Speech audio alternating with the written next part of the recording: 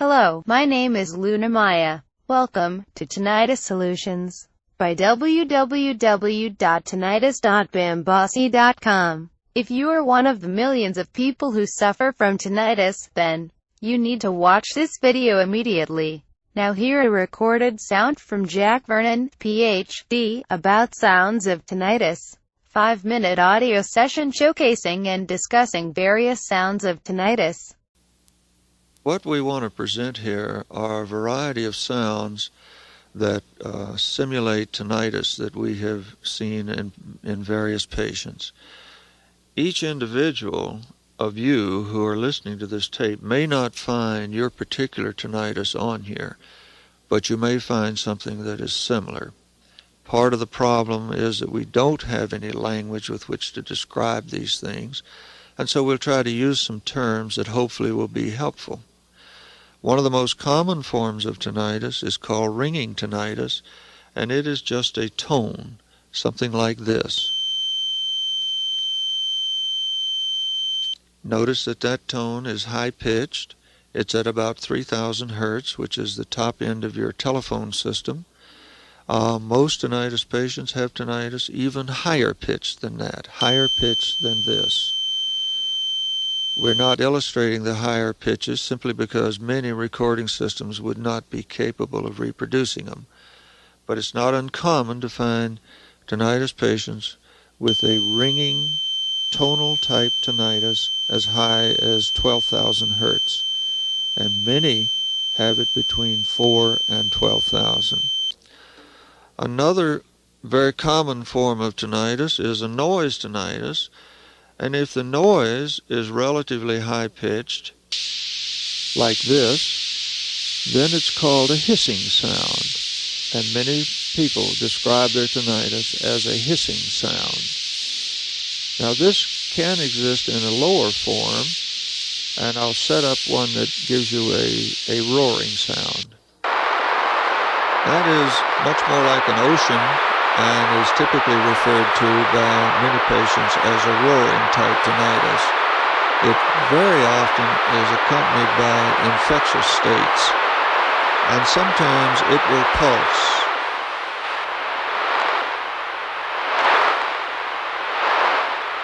Pretty much as the beat of the pulse is going along.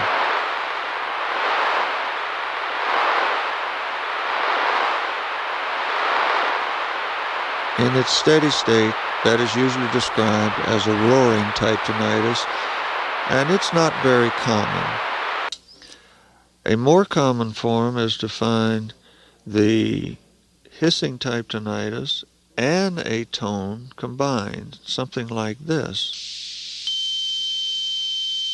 Now we have a background hissing sound with a rather prevalent tone in the foreground.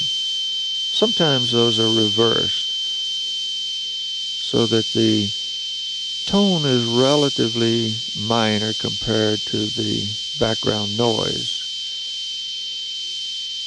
But more frequently, it is found in this form, where the background is the noise and the foreground is the tone.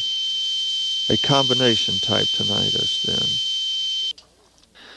Still another kind that is very prevalent and utilizes not one single tone, but rather two tones, is a sound that's called a cricket. Is described by most patients as either being cricket-like or locust-like, or an insect sound. And it sounds something like this.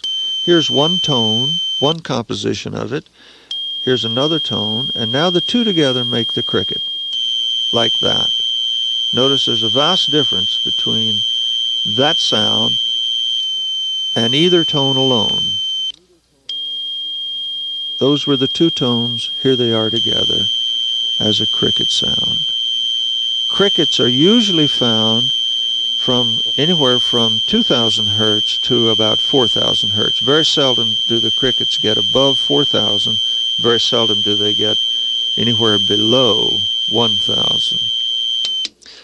Those then are some crude attempts to illustrate different kinds of tinnitus sounds. Under no circumstance does it illustrate all of the different kinds, And I suspect many of you who listen to this tape may find that your tinnitus is different. Sometimes I think that each individual has a very characteristic tinnitus that is almost like a fingerprint. It is almost that individualistic. These sounds, however, have been produced by the American Tinnitus Association in an effort to help you both with language and with expression about what your tinnitus sounds are like. Now, let us give you some solutions. We will give you the most effective way to reverse tinnitus naturally. Just visit www.tinnitus.bambossy.com.